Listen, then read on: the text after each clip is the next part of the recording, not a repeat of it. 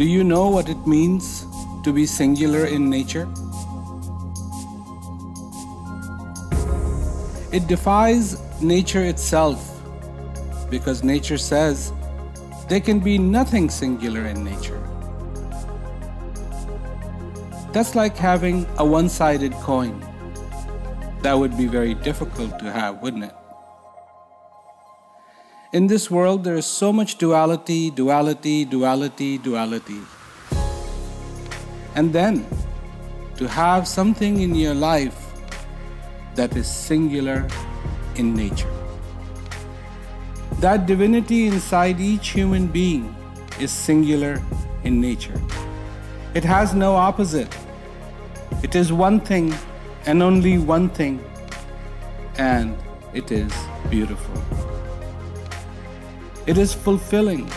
It has no emptiness. It is the light that does not cast shadows.